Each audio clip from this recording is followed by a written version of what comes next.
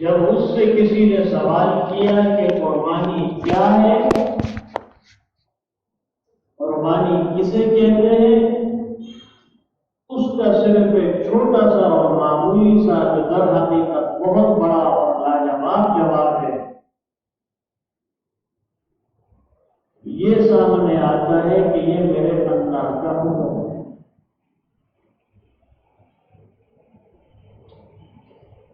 میں قربانی اور جانور قربان صرف اس لیے کرتا ہوں کہ میرے اللہ نے حکم دیا ہے، بس۔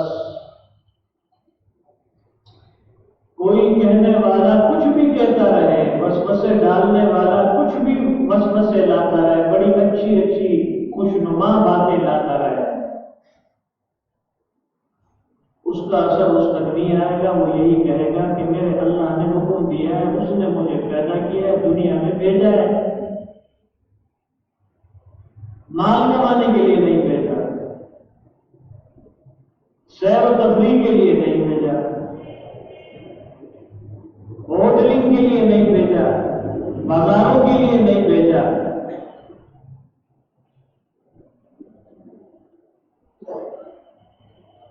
اس رب نے مجھے اس دنیا میں صرف اپنی عبادت کے لیے بھیجا،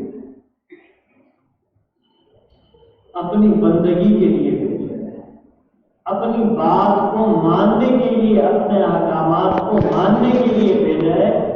تو جہاں میں اپنے رب کی سب باتیں اللہ مجھ سے بنواتا ہے اور اسی کی توفیق سے میں مانتا ہوں، تو یہ قربانی بھی اس لیے کرتا ہوں کہ میرے رب نے مجھے حکم دیا، میرے اللہ کا حکم ہے، اس لیے میں اس رب کے نام پر، اس رب کے نام کے ساتھ جانور کو قربان کرتا ہوں کہ شاید میرا اللہ اس عمل سے راضی ہو جائے۔ روزے رکھو، کیوں اللہ بار بار روزے رکھواتے ہیں؟ اللہ فرماتے ہیں کچھ تو ہے اس میں میری خوشنودی حاصل کرنی ہے۔ راتوں کو جاگو، راتیں بھی بتا دی ہے، اللہ نے ظاہر فرما دیا کچھ تو ہے جو میں تمہیں کہہ رہا ہوں، کچھ دینا چاہتا ہوں، میری رضا کو حاصل کرنا چاہتے ہو، مجھے اپنا بنانا چاہتے ہو اور میرے بننا چاہتے ہو، یہ عمل کر لو۔ قربانی، زکات، صدقۃ الفطر، کچھ تو ہے میں حکم دے رہا ہوں، تم اگر گنہگار بھی ہو یہ عمل کرو گے، یہ اعمال کرو گے، ان احکامات پر عمل کرو گے تو میں رب تمہیں بخش دوں، تمہاری مغفرت کر دوں۔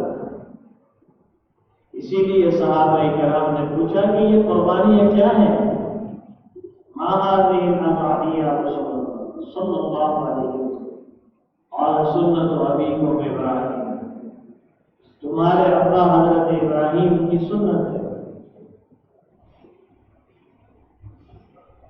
ہمارا باپ حضرت ابراہیم کو کون بتا رہا ہے؟ امام الانبیاء احمد عالم صلی اللہ علیہ وسلم۔ معلوم ہوا کہ اماں ہاجرہ وہ ہماری ماں ہوئی اور ہماری کیا؟ امام الانبیاء کی ماں ہوئی۔ حضرت ابراہیم امام الانبیاء کے باپ ہوئے صلی اللہ علیہ وسلم۔ اماں ہاجرہ ہم سب کی اور حضور صلی اللہ علیہ وسلم کی بھی بات ہے۔ سنت ابیکم ابراہیم، تمہارے والد حضرت ابراہیم علیہ السلام کی سنت۔ فما لنا فیہا یا رسول اللہ صلی اللہ علیہ وسلم، ہمیں اس میں کیا اللہ اجر عطا فرمائے؟ اجر و ثواب کیا ہے؟ فضیلت کیا ہے؟ خاص بات کیا ہے؟ قال بکل شعرۃ حسنہ، قربانی کے جانور کے ہر بال کے بدلے اللہ پاک ایک نیکی عطا فرمائے۔ قالوا والصوف یا رسول اللہ صلی اللہ علیہ وسلم، بھیڑ پر، دمبے پر تو اون ہوتی ہے بہت سارے، آپ صلی اللہ علیہ وسلم نے ارشاد فرمایا جانور کی کھال ہو یا بھیڑ اور دمبے کی کھال ہو، اس کے اوپر جتنے بال آ جائیں گے تو نے جانور قربان کیا، اللہ پاک ہر جانور کے بال کے بدلے ایک نیکی عطا فرمائے۔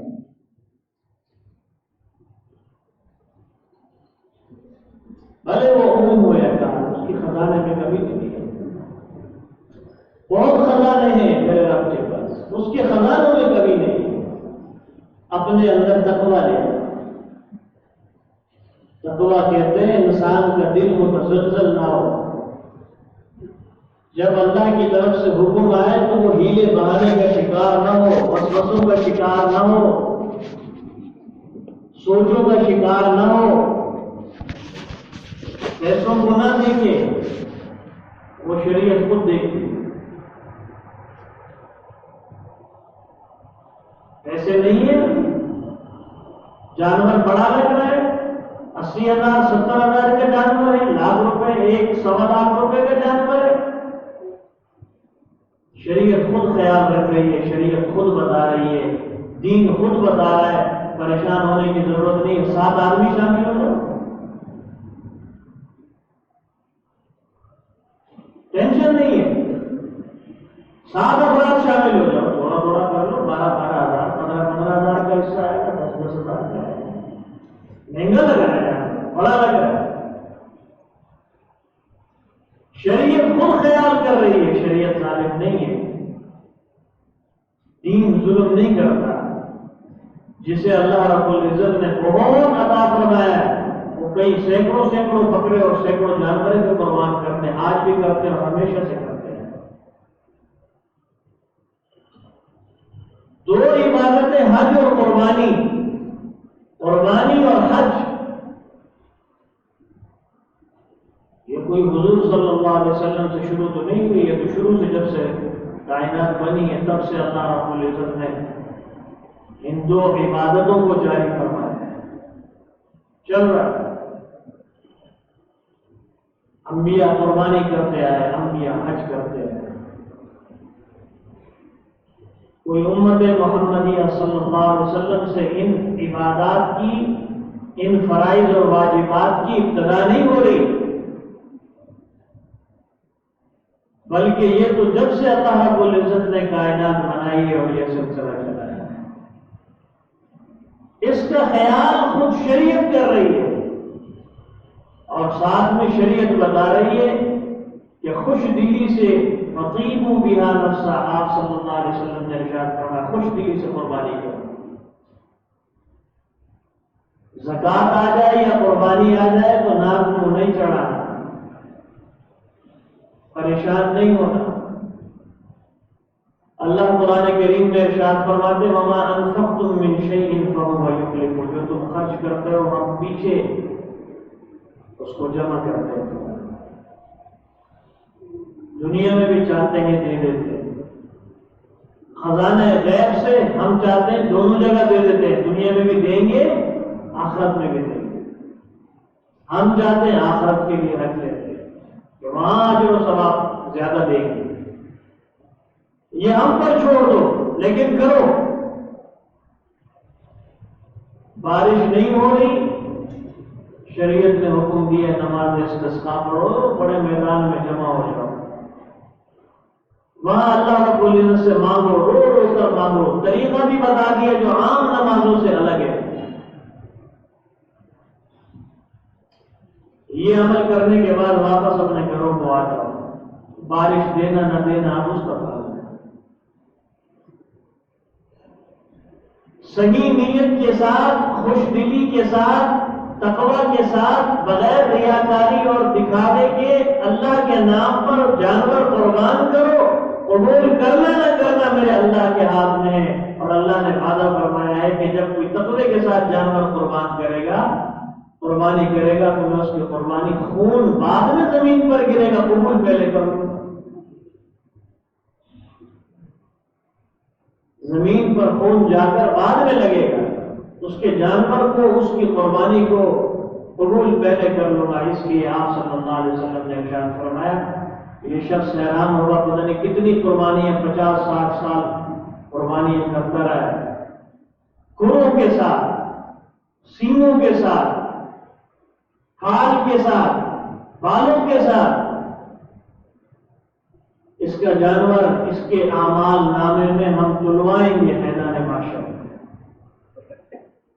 ترازو لگا کر تولا جائے گا اتنا سارا. جسے ہم پھینک دیتے ہیں، جس کی کوئی اہمیت نہیں ہے، اللہ کی نظر میں اس کی اہمیت ہے، لیکن اگر دکھاوا نہیں ہوگا اور تقویٰ ہوگا، کھال پھینک دیتے ہیں، سینگ پھینک دیتے ہیں، کھر پھینک دیتے ہیں، کچھ نہیں، لیکن اللہ فرماتے ہیں یہ بھی تول میں ڈالوں گا، قیامت کے دن یہ بھی تول ترازو ہوگا، کتنی قربانیاں کی ہوں گی، کتنا کچھ جمع ہو جائے گا، لیکن بات وہی ہے کہ ریاکاری نہ ہو، ریاکاری بڑے سے بڑے عمل کو بھی برباد کر دیتی ہے۔ 25 لاکھ کا لایا، 20 لاکھ کا لایا، جانور گھوم رہا ہے، اور اس دفعہ تو طرح طرح کے خرافات ہیں، عورتیں ڈانس کر رہی ہیں،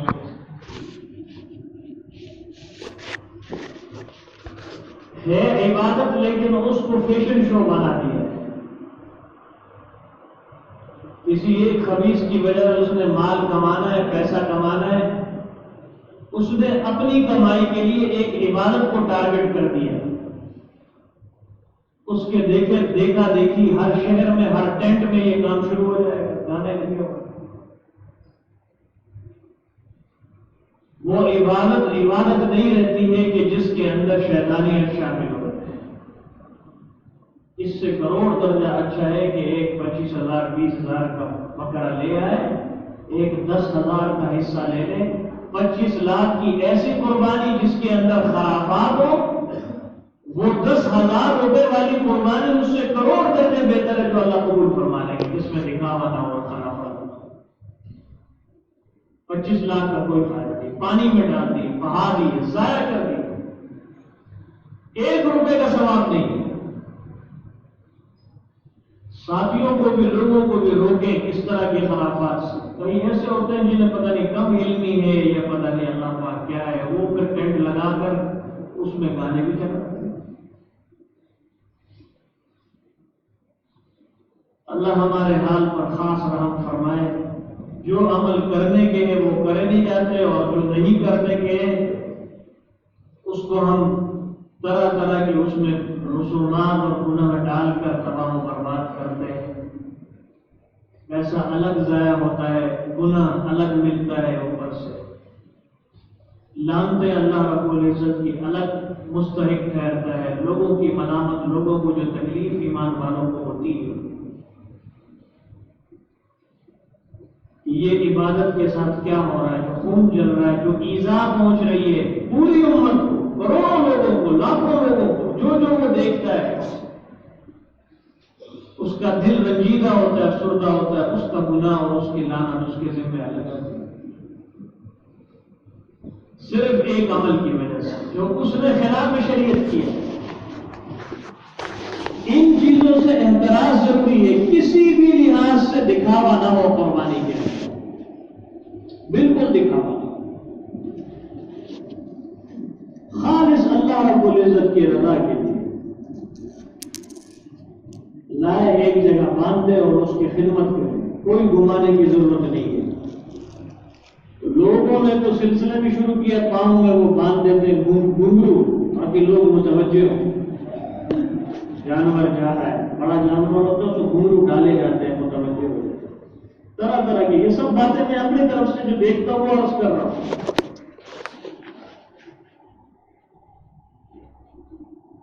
پھر ایک نیا سلسلہ شروع ہوتا ہے، کتنے کا لیا، تو جتنے کا بھی لیا اللہ رب العزت قبول فرمائے، وہ کہتا ہے میں تو اتنے کا لیا ہے، تو اپنا دیکھ اور میرا دیکھ، ان باتوں کا فائدہ کیا ہے، اس کا دل رنجیدہ ہوتا ہے، انسان ہے، کمزور ہے، جتنے کا لے آیا، زیادہ کا لے آیا، کم لے آیا، جو زیادہ کا لے آیا اللہ کی خوشنودی حاصل کرنے کے لیے لے آیا، اس کا تو اجر بھی زیادہ ہے نا، پیسے زیادہ لگے ہیں تو اللہ پاک اس کو اجر بھی زیادہ عطا فرمائیں گے۔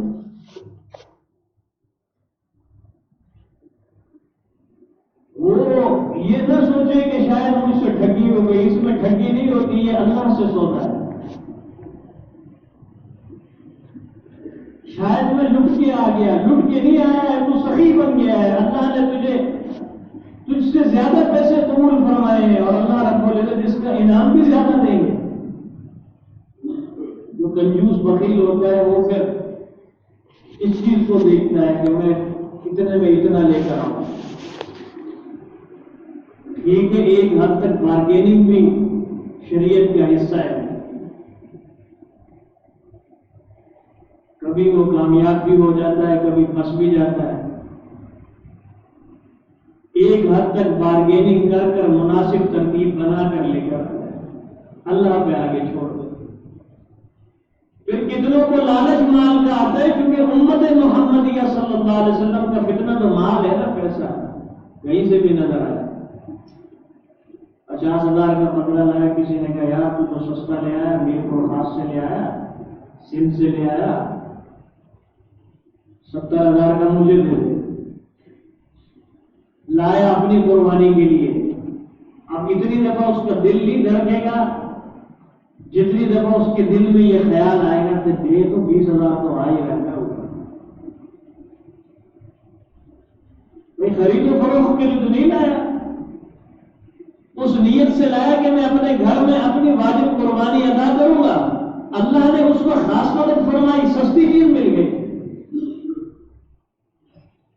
اب جب کسی نے کہا کہ مارکیٹ میں تو یہ 80,000 کا چل رہا ہے، اب اس کی نیت بدلنے لگے. اس لیے قربانی کے جانور کی اس طرح خرید و فروخت بھی جائز نہیں ہے، اس سے نفع اٹھانا بھی جائز نہیں ہے. دودھ بھی نکلتا ہے تو وہ بھی فقراء کو صدقہ کر دیتے ہیں. کھال بھی اپنے استعمال میں لا سکتا ہے، لیکن اس کی قیمت اپنے استعمال میں نہیں لا سکتا.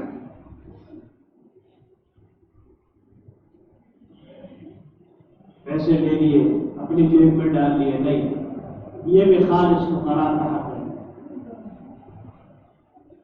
یہ اصول بتائے ہیں شریعت نے، ان چیزوں کو غور سے دیکھنا ہے. جانوروں کے الگ حقوق بتائے ہیں اور اس کے رحم کی تربیت کی ہے. حضور صلی اللہ علیہ وسلم نے سبق دیا ہے، درس دیا ہے کہ جانوروں پر رحم کرو. ایک روایت میں آتا ہے آپ صلی اللہ علیہ وسلم نے ارشاد فرمایا مذبوحہ چڑیا بھی کیوں نہ ہو اس پر بھی رحم کرو. ذبح کیا ہے چڑیا کو، اس پر بھی رحم کرو. ایک صحابی نے آ کر عرض کیا کہ یا رسول اللہ صلی اللہ علیہ وسلم، میں جب بکری ذبح کرتا ہوں تو مجھے بڑا رحم آتا ہے، بڑا اس جانور پر پیار آتا ہے، بڑا رحم آتا ہے. آپ صلی اللہ علیہ وسلم نے ارشاد فرمایا تو اللہ کی مخلوق پر، جانور پر رحم کرتا ہے، اللہ رب العزت تجھ پر اپنا رحم فرمائے. یہ جذبہ جس طرح انسان احسان کے مستحق ہیں، دو ٹنگوں والے،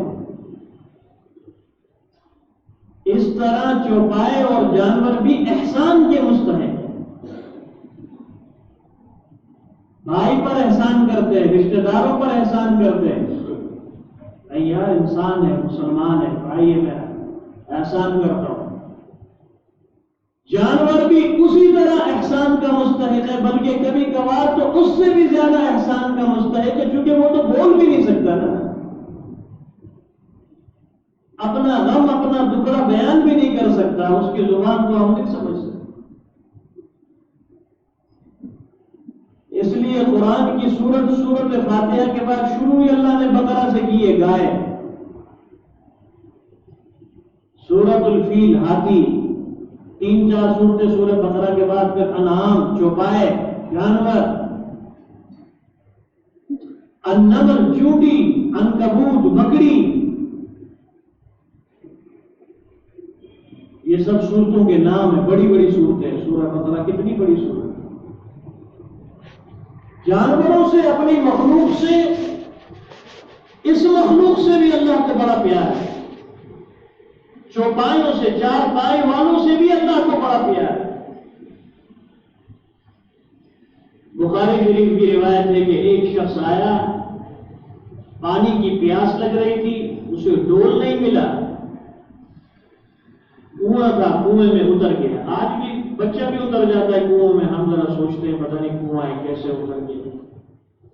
آج بھی گاؤں دیہات میں جائے عورتیں اتر جاتی ہیں اندر، انتظام ہوتا ہے، سیڑھی ہوتی ہے، اس نے اپنا کوئی کپڑا اس کو گیلا کیا، کنویں میں ڈبویا، پانی میں اپنی پیاس کو بجھایا، پھر اوپر آیا۔ اوپر آ کر دیکھا تو ایک کتا ہے جو کیچڑ کھا رہا ہے۔ اصل میں وہ کیچڑ نہیں کھا رہا تھا، اس میں جو پانی لگا ہوا تھا اس کو پینا چاہ رہا تھا، پانی نہیں۔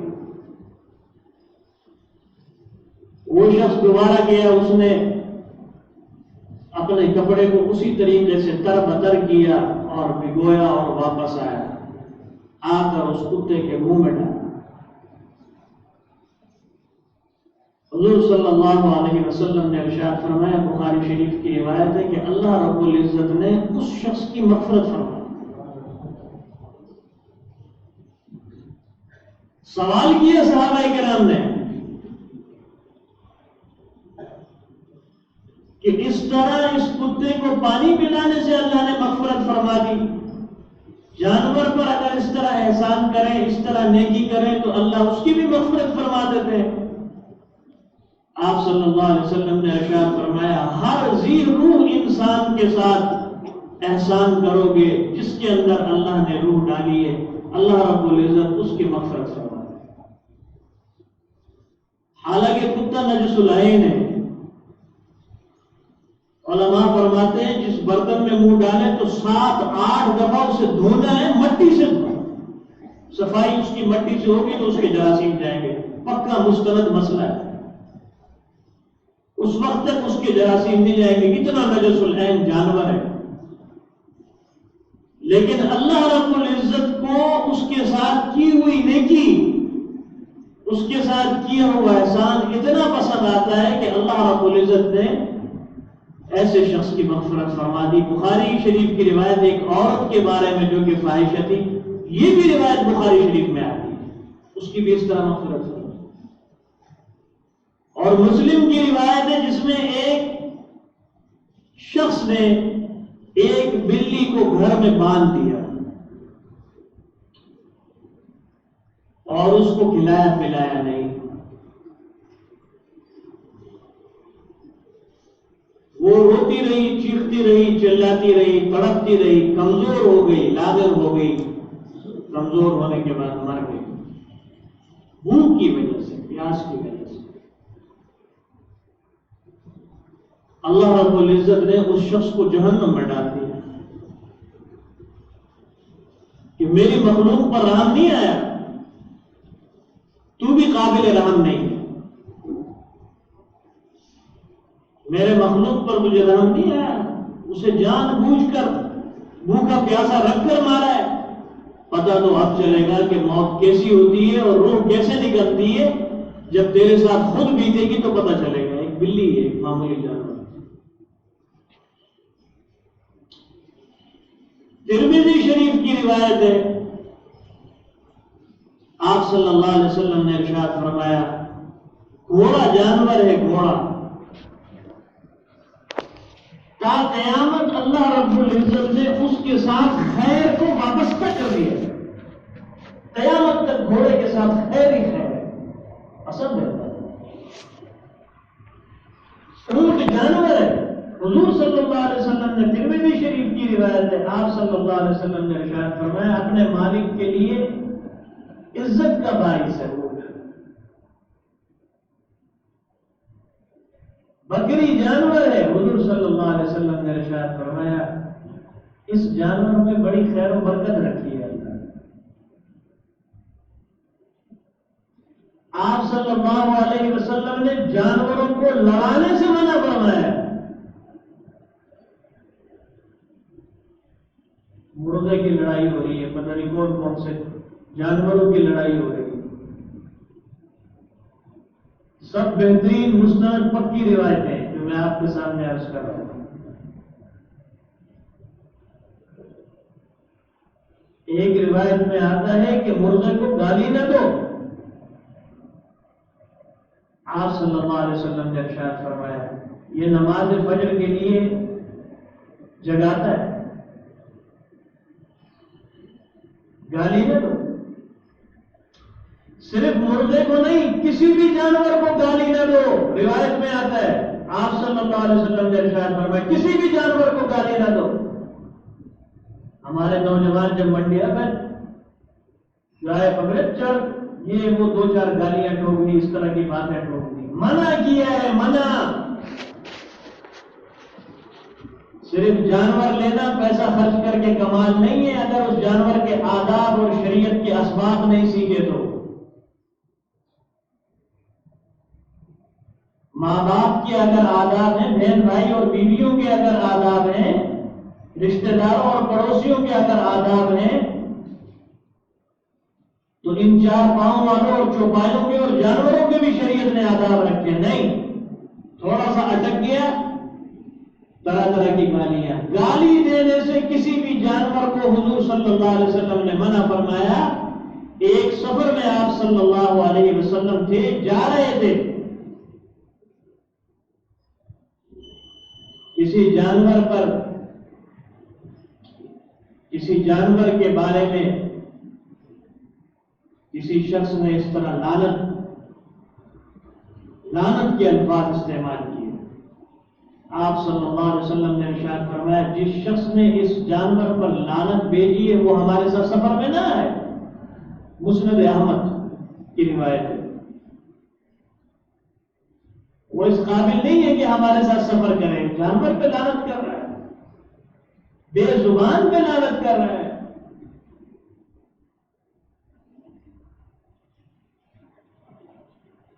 ایک گدھے کو دیکھا حضور صلی اللہ علیہ وسلم نے، نظر پڑی، اس کے چہرے پر داغا ہوا تھا. ہمارے یہاں تو گیس ہے، اس طرح کے واقعات نہیں ہوتے. عام دیہاتوں میں جہاں گیس ویس نہیں ہوتی ہے وہاں پر لکڑیوں سے کام ہوتا ہے. کہیں پر رکے، کھایا پکایا، جانور کو چلایا.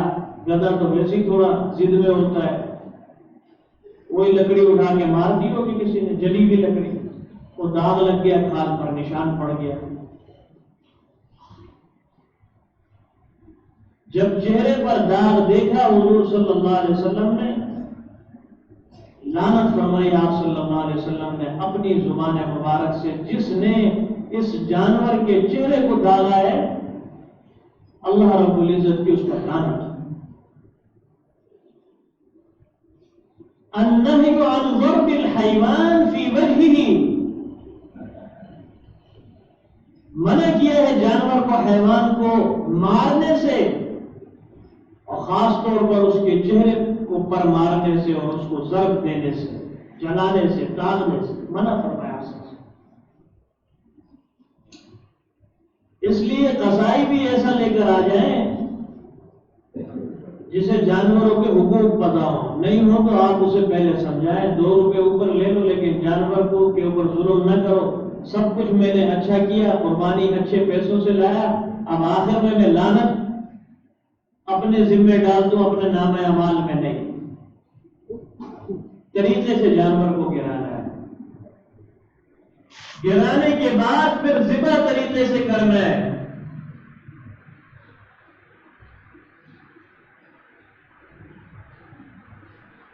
کیونکہ عموماً قصائیوں کے ہاتھ میں آرڈر بہت ہوتے ہیں، پھر وہی بات آتی ہے پیسوں کی بات. ابھی وہ ٹھنڈا نہیں ہوتا، اس کی کھال اتر کے پہلے شروع ہو جاتی ہے، یا اس کو ٹھنڈا کرنے کے لیے چھرے مارتے ہیں، وہ چھوٹی چھریاں مارتے ہیں. وہ دل کی جو جھلی ہوتی ہے کسی طریقے سے اس کا رابطہ کٹ جائے، جلدی ٹھنڈا ہو جائے، جلدی روح نکل جائے. یا دماغ میں چھری مارتے ہیں کہ وہاں سے یا تو دماغ سے رابطہ کٹ جائے، اس کا خون کی گردش، خون کا دورانیہ ختم ہو جائے، یا پھر وہ دل سے رابطہ کٹ جائے تو یہ جلدی ٹھنڈا ہو جائے. طریقہ غلط. 4 رگیں کاٹنے کے بعد انتظار کرنا ہے. 2 منٹ لگے، 3 منٹ لگے، 10 منٹ لگے. اس کے بعد کوئی اور جانور بے شک کاٹ لے، 2 کاٹ لے، 3 کاٹ لے، اس کو چھوڑ دے گا. صحیح نہیں چھوڑتا تو مالک کا فرض ہے. 7 آدمی جو وہاں پر موجود ہے، 10 آدمی وہ اس قصائی کو کہیں گے بھائی ٹھنڈا ہونے دو، ہمیں بھی کوئی جلدی نہیں ہے. بھلے 3 بجے قصائی کیوں نہیں آیا، وہ شرعی مسئلہ تو اپنی جگہ پر ہے کہ کچھ جانور سے کھا لیا جائے، لیکن مستحب ہے، اگر آپ نے عمل کیا تو ٹھیک ہے، نہیں تو پکڑ کوئی نہیں ہے، آپ آرام سے دوپہر کا کھانا گھر میں بنوا لیں، چکن کی بریانی بنوا لیں، جانور کے ساتھ ظلم نہ ہو، مستحب چھوڑ دیں۔ بھیا قصائی نہیں مل رہے، 3 بجے 4 بجے آئے گا، کلکٹر ڈیفینس سے کر کے آئے گا، ہم لوگ 3-4 ہزار 5,000 پکڑاتے ہیں، وہ 25,000 20,000 پکڑاتے ہیں، وہ تو اس کا تو ادھر جانا ہے۔ لیکن جانور کے ساتھ ظلم نہ ہو، ایسا نہ ہو کہ سارے اعمال جو اچھے ہو رہے ہیں شریعت کے مطابق ہو رہے ہیں، آخر میں گلے کا ٹوپ ہے۔ جانور کو بھی اللہ نے سمجھ عطا فرمائی ہے، اس لیے فرمایا کہ چھری اس کے سامنے تیز نہ کرو۔ ایک شخص چھری، ایسے ہی کوئی اناڑی شخص تھا، چھری جانور کے سامنے تیز کرنے لگا، آپ صلی اللہ علیہ وسلم نے ارشاد فرمایا اس جانور کو 2 دفعہ مارنا چاہتے ہو، 2 موت دینا چاہتے ہو، ایک موت کا تمہیں حق ہے، تم ایک دفعہ اس کو ذبح کرو گے، اسے پتا ہے کہ چھری یہ تیز ہو رہی ہے تو اس سے مجھے کاٹا جائے گا۔ جانور کو اللہ نے بہت شعور دیا ہے۔ بکرا لایا 5-4 دن پہلے میں اپنے لیے، 3-4 دن بڑا اچھلا ماشاءاللہ، بڑا، جیسے ہی بس وہ کہتا ہے کہ ہر وقت کوئی اس کے ساتھ بیٹھا رہے،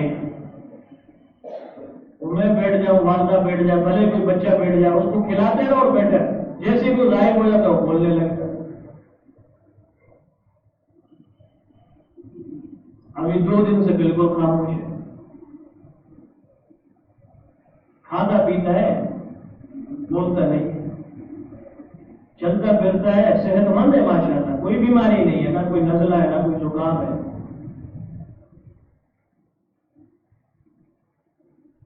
بس کونے پہ سو جاتا ہے، کھاتا پیتا ہے، بس کونے پہ سو جاتا ہے۔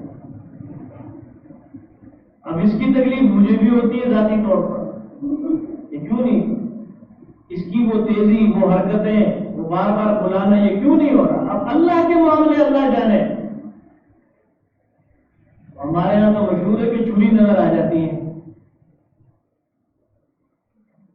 لیکن میں تو کوئی حدیث کی تو بات ہے نہیں کہ رات کو 2 دن پہلے، 3 دن پہلے یا 1 رات پہلے چھریاں نظر آتی ہیں، میں تو اس بات کو نہیں مانتا ہوں کہ چھریاں نظر آتی ہیں۔ یہ ہو سکتا ہے اللہ موت دکھا دے۔